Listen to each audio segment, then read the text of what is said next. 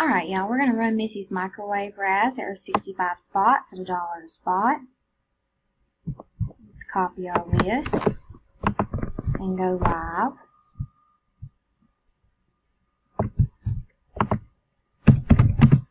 At 9:56, somewhere, 9:56. Let's paste our list. 65 spots, so we need a 7 or higher on our dice. We have 12, that'll work. We're going to randomize for the first time at 9:57. After the first time, there are 65 items on our list with Shaquana on top and Gail on bottom. Dice call for 12. So here we go at 9:57. It's 2, 3,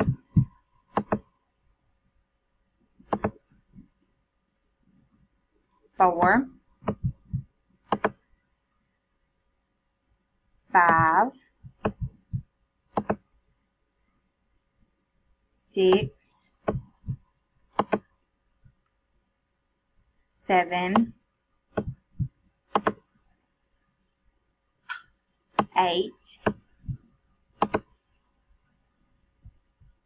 9, 10,